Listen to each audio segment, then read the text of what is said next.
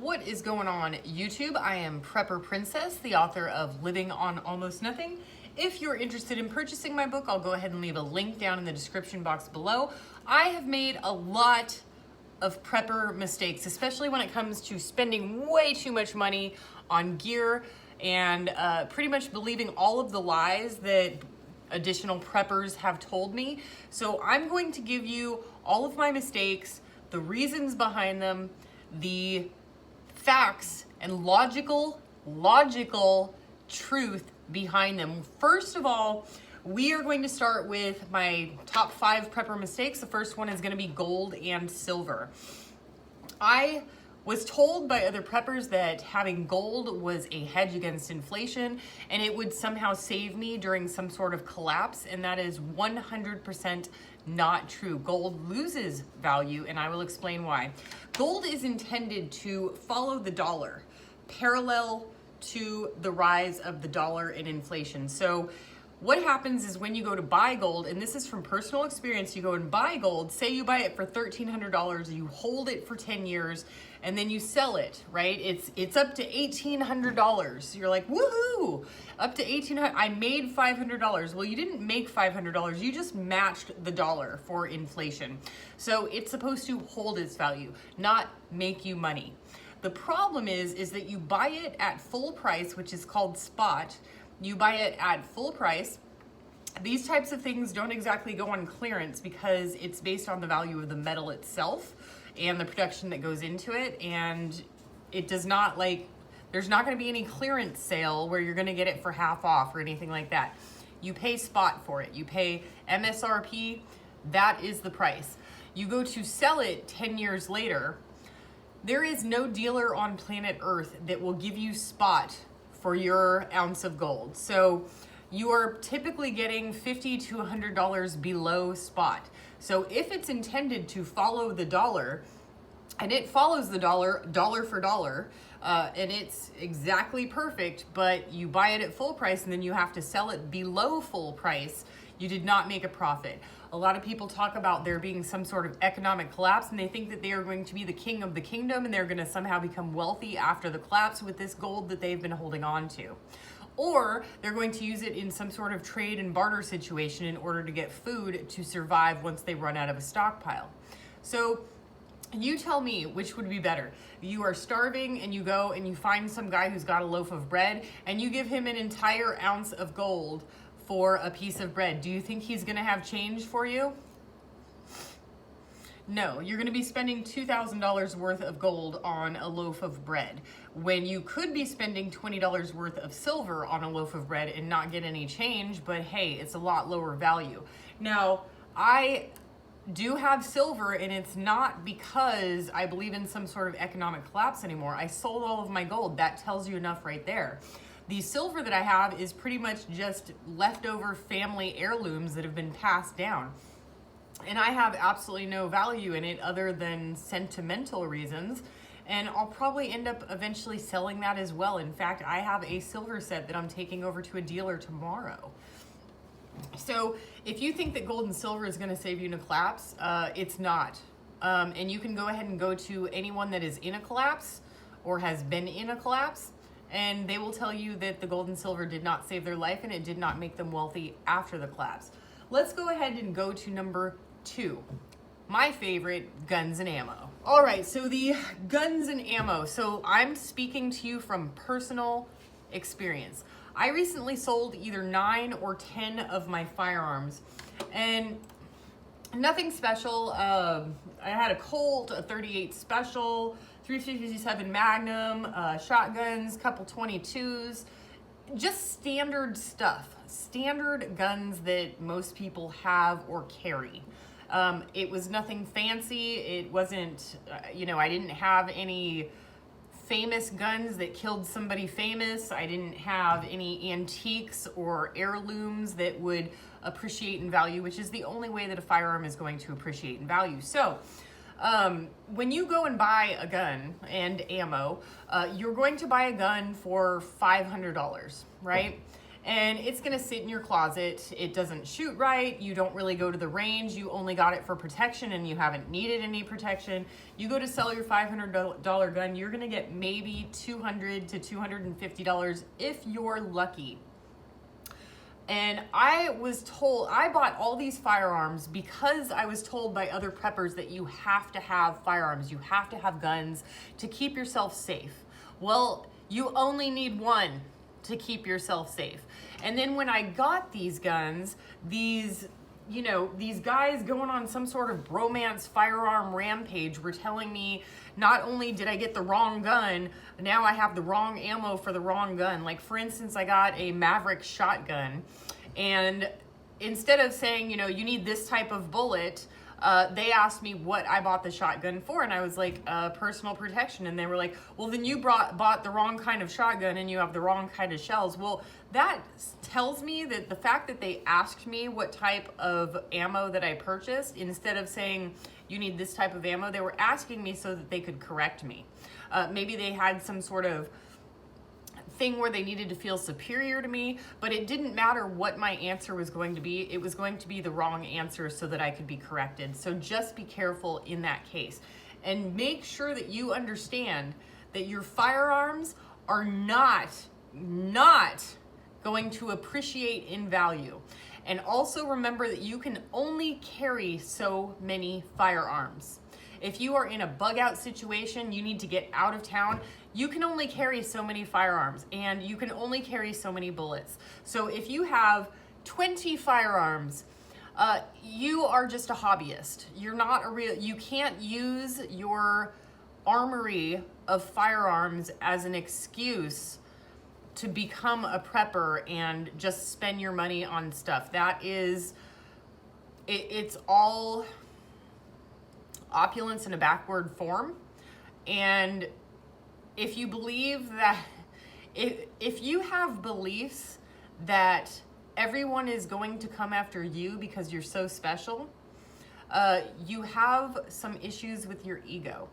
And if you think that the military and the government is going to bypass the Amazon warehouses and the Whole Food distribution centers and the farmers and the cattle, and they're going to go for your specific stockpile intended for one person for 10 years to feed their entire army, it's time to work on your logic, because you're not thinking logically if you think that everybody's going to be coming after you. Now, if you've gone out and you've told all of your neighbors, and you live in a bad neighborhood, and you've told all of your gangster, hoodlum, bad neighbors that you have 20 years worth of food in your house, and you've got an armory of guns in your house, and you've got solar and gas generators and farming equipment and extra seeds, well, then you're just dumb. Like, you shouldn't have been telling everybody that. Now, I'm here on YouTube, but you guys, you don't know what I have. You see what I want you to see, and I tell you what I want to tell you, but I'm telling you, your firearms are not going to help you very much, and they are definitely not going to appreciate in value. And if anyone tells you that they will hold their value or they will appreciate in value, they're lying to you, or they're lying to themselves and they believe the lies themselves. I'm telling you from personal experience, I have bought and sold many guns and I have lost money every single time. Buy one, learn how to use it proficiently, and you are good to go. You don't need an armory. Next one, we're going to freeze-dried food, folks. All right, number 3 is going to be my big mistake of freeze-dried food. So I probably spent between $1,000 and $2,000 on freeze-dried food, and I got tons of companies to send me free stuff because I'm a YouTuber. So they send me this stuff, I'm a YouTuber, they're giving it to me for free, and I'm cool, I wanna be the new prepper in town, I wanna be the coolest prepper on YouTube, so yeah, man, send me your product and I'll do a review on it, and now I can put that in my stash and I'll have freeze-dried food for later, it'll be great. Well, A couple things have happened since then. When I moved from California to Arizona, that freeze-dried food took up about between 1/3 and 1/2 of my 24 or 26 foot moving truck. It is not easily portable, and I had to put it in boxes and stuff like that, and it just took up so much space. Now, remember, I spent $1,000 or $2,000 on it, so I move here and I'm like, okay, that was a pain in the butt, moving all of this freeze-dried food. I'm gonna eat it, and I'm gonna start working on a usable pantry, like something where I'll buy 10 cans of this, and then I'll use a can, and then when I go to the store, I'll replenish that can, and then so on and so forth. I will use it and go through it and replenish, a replenishable stockpile. So I start opening up all of this freeze-dried food thinking, okay, I'm gonna eat this, and then I'm gonna start my new stockpile. And every single number 10 can I ate tasted like a salt lick. Seriously, if you want freeze-dried food, just put a salt lick in your back pocket and call it a day. It's really bad. And I'm not exaggerating at all. I am not a foodie. I will eat pretty much anything that's put in front of me, but I find that all of the freeze-dried food from all of the brands that I've tried is nearly inedible. I have tried Backpacker's Pantry, standard military grade MREs, Mountain House, Thrive Foods, you name it, Augustin Farms. I've tried it, and I've tried it all. By the way, the freeze-dried powdered eggs are the most disgusting thing I've ever had. I think I might have even gagged a little bit, and people say that, you need to try those eggs because, and then I tried baking brownies with them. I'm like, the brownies will just disguise the taste of the bad eggs, because I spent like $47 on this can of eggs that I didn't want to throw away, and it ruined the brownies. It was so awful. Oh my gosh. The chili mac and cheese from Mountain House tastes like that. What is that food that you had when you were a little kid? It's got I got myself fixing my fence, but it's got a big white hand on it with a mustache, and he's got like a little red cuff right here. It's something Aroni, beef Aroni, something like that. Right? It's not rice Aroni, but it's like beef. Anyway, when I ate that as a kid, I remember thinking, it is so salty, I can barely choke this down. That stuff is nothing in comparison with the freeze-dried food that just tastes like just salt. And the preppers who are telling you that it's delicious, it's good, they're lying to make a sale, and it's so disgusting. And I have been somewhat guilty of this. I never tried the food, but I was like, here's the thing, try it, that's really great, here's what comes in the box. But I never actually tried the food. And every single food I tried, with the exception of just a few things, the Augustin Farms nutty granola, the dehydrated potatoes, and oatmeal are good. Other than that, I've tried the vegetable stew, I've tried the beef stew, chicken, steak, roast beef, you name it, I've tried it, and it's all horrible. And it's a total waste of money. Not only did it cost me a ton of space and money to transport that freeze-dried food from one state to another, I couldn't get rid of it. I finally looked at the expiration dates, and some of them had expired 2, 3, 4, 5 years ago. Even though they're good for 30 years, I had stocked these things for 10 or more years. In fact, you looked at them, and they were the ancient labels from these companies who had been redone over and over, so you could just look at them and see how old they were. And I tried donating these number 10 cans that I paid thousands of dollars for to a food pantry, and they wouldn't even take them. This pantry is meant to feed starving people, and they wouldn't take my $2,000 food. I was so upset with myself. Please do not make this mistake.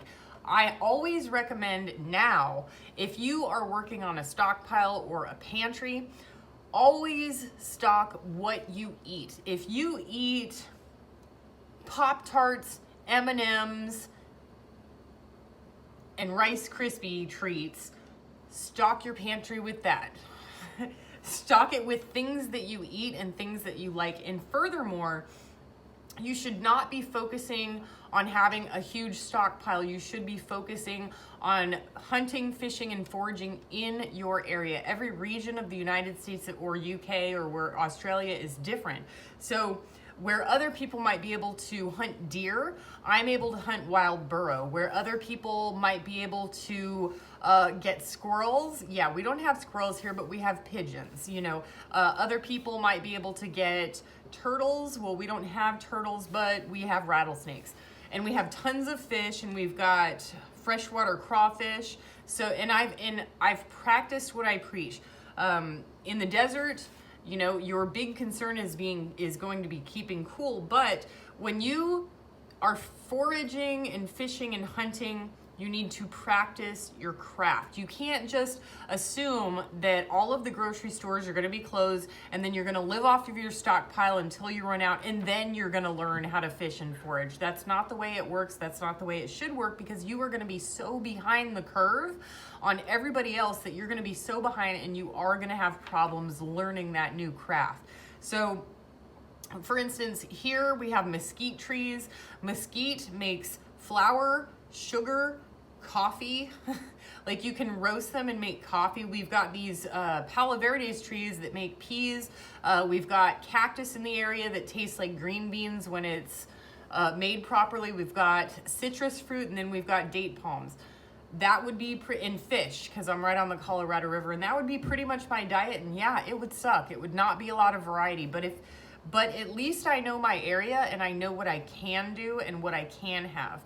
And then my stockpile would be used to supplement my fishing, hunting, and foraging. It should not be using your entire stockpile and then supplementing with fishing, hunting, and foraging. It should be the other way around, so that your stockpile lasts longer. And the entire point is just surviving through the economic collapse until we make a recovery. And the best way to do that is by using your stockpile as the secondary instead of the primary form of nutrition. All right, folks. Next one is going to be generators and electricity. The next one, and I speak from personal experience because we had an outage and it was literally hell on earth in terms of the heat. It was 115 plus degrees. I did not have enough to power an air conditioner. So I do product reviews on solar products all the time, and my personal one that I use is an Energy Apex with a Renogy AGM12 external battery and 500 watts of input. And when the power goes out here in the winter, I'm comfortable, and I mean comfortable. I'll light a fire in my fireplace. It runs all my lights, my TV, my Roku box, my modem, my computer, my refrigerator. I am good. When that happens, when it's 117 degrees out, you have to make a choice between air conditioning or refrigeration. And the problem with choosing air conditioning over refrigeration is it is such a high load that you're only going to get about 3 hours of AC before you completely run out of a battery bank, and then you have to wait till the sun comes out the next day. And here in the desert, the temperatures overnight do not get below 90 to 95 degrees. So you're still going to be boiling. So I used the option of my refrigerator, because my refrigerator, you know, first of all, it's going to be saving all of my food. But the second biggest thing about the refrigerator is, as long as I can keep that running 24/7, I can keep making ice. So in order to keep cool, I was wrapping Rocky with ice water towels, and I had them over my forehead, and it was all over the place. And what I realized is that I need not only solar, I also need a gas generator. And the reason for that being is that a solar generator, they don't have the technology yet from any solar generator company, even if it's a 2,000 watt unit, unless you've got 1,000 watts coming in. And I'm not talking about 10 100 watt panels, because when you have 1,000 watts worth of panels, you're really only getting about between 500 and 700 watts coming in optimal condition. You know, solar panels are not 100% efficient. So I would have to have the possibility of incoming of 2,000 watts and outgoing of 2,000 watts, plus a plug from the generator straight into my electrical panel in order for it to work for me. I'm hoping that a new technology is going to be coming out within the next year or two, And once that technology becomes available, I will be the first one in line to either buy it, or I'll be like, please, please, please let me do a review. I'll do it for free, you know, just so I can get that unit in and make it work for my house. Now, I was okay, but on the second day of the outage, Rocky here, who is really sensitive to heat, I had to throw him in my car with the air conditioner on for about 6 hours just to make sure that he was gonna make it, because he was looking pretty rough around the edges. And the puppy, she was fine, she didn't care. She was just like, yay, I get the whole house to myself. Meanwhile, I've got all the doors and windows open and keeping an eye on Rocky in the car, and Nala was just happy as could be running around the house. But it is very important to have solar for long-term outages and to have a gas generator for short-term outages, and to make sure that you have enough power to power the things that you need. In the winter, no problem. One solar unit and I am good. But in the desert, the power goes out when it's 115. People are at risk, and there are a lot of people who have health problems. Elderly and very small children are much more prone to heat stroke and sunstroke than others. And actually, my neighbor across the street, kind of kitty corner to me, I checked on her the first day and she said she didn't need anything, and she was taken away by ambulance on the second day. So don't be afraid to ask for help. If you have medical issues and somebody else has access to power, please take advantage of that.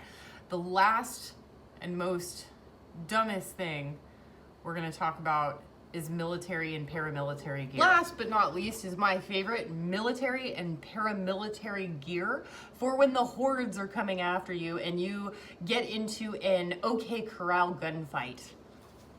That's my favorite. All right, folks, so I come from a long line of military people. I wanted to join the military and become a Marine. Unfortunately, my mother became sick with cancer, and I chose taking care of my mother over joining the military. So a lot of my family, and when I say a lot, I mean most of my family is military, and we're not talking regular military. We're talking Navy SEALs and Green Berets, okay? And one of them in particular who was on the front lines of Desert Storm. Took me a second there. Desert Storm. Totally on the front lines of that was the Army. It was some high rank. I'm sorry, I don't remember what his rank was, but I was talking to him one time, and he is a very wise man, very, very wise, much wiser than most anybody I know, even though he comes off as goofy in regular life. He says, and I was talking to him about this, I was like, what about like military and paramilitary and tactical gear? And he goes, and I said, you know, what if you're in a gunfight? And he goes, why would you be in a gunfight? And I said, well, you know, in case like somebody's coming after you and then you have to like hold off like more than one guy. And he said, you should not be in that position. Like as a civilian, you should be running the other way. And I was like, what are you talking about? He is absolutely right. If you are some guy who's got a chip on your shoulder and you want to go on a shooting spree and use an economic collapse as an excuse, you have a mental disorder and you seriously need psychological help. And I'm not saying that in a derogatory or bad sort of way. You have mental health issues and you truly need to seek help. You should not be trying to engage in a gunfight in order to become superior or in order to say that you were in a gunfight and tell all your buddies about it. No, if there is a gunfight happening or a gunfight about to occur, you need to hightail it out of there and you need to run. If you have absolutely no choice but to be in a gunfight, you have no options, you can't run, there's no escape, no exit, then you need to work on covert operations or covert killing. You should not be going 10 feet away, head on into a gunfight. You should be going around the person and shooting them in the back. And I'm not saying that, like, I have not planned this out in my head, but just speaking from a military perspective, you should not be in a gunfight in the first place. That is the absolute last place you want to go, especially in any sort of collapse when hospitals and medications and antibiotics are no longer available. You think that you're going to get shot in the leg and be able to make your way home and get some antibiotics and get sewn up? No. And also, by the way, suturing your own wounds is more than likely to sow the infection inside of your skin. You think that you're gonna pour some Neosporin on there and you're gonna be all right. That's not the way it works. Anybody who works in a hospital environment, you can attest to that. That if you're suturing up a gunshot and you're doing it at home without all the proper care, you're probably going to be sowing the infection inside the wound instead of keeping it out. But for people who purchase military gear, they've got these bulletproof vests and bulletproof armor and these helmets and things along those lines. It's more than likely that you are, and I'm not making a joke or putting anybody down, it is more than likely that you have some sort of mental illness, or you believe that you, for some reason, after watching so many movies and things like that, that you somehow believe that you're paramilitary, but you probably also don't have the physical stamina to run 1 mile. So I don't know how else to put it, and there's no nice way to put it, but if you are prepping with military gear, you're prepping all wrong. And if you think that you are going to survive a gunfight, some sort of gunfight, one against an army, that's most likely not the case. And Red Dawn was a really great movie, and I know that you believe that if an army pulls up to your house and it's 1 against 100, that you're just going to go out Wolverines. Well, 90 to 95% of people are heroes in their own mind, and that's not the way it has worked throughout the entirety of the history of the planet. And it's probably not the way that it's going to work out if that were to occur at your front door. Do what you can with what you've got. Prepper Princess out. One of the most important things decorating is brindle colored pillows. I got this brindle colored pillow, very, very cheap. They have them all the time at the animal rescue centers. Sometimes they give them away for free. They're a great, great addition to any bed, any pillows. They just blend with everything. And they offer a lot of warmth. They're very warm, very warm. And they fart, out of nowhere. It's an amazing aroma to add to your home. And, sometimes they snore, which is like white noise while you're sleeping. So, it's really, really important to get a good night's sleep with that white noise snoring next to you.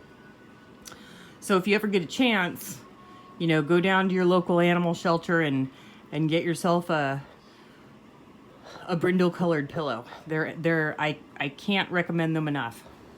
That is what my hair looks like today, just after taking it out of my clip. What is going on, YouTube? I am Prepper Princess, the author of Living on Almost Nothing, and I have no microphone. Oops.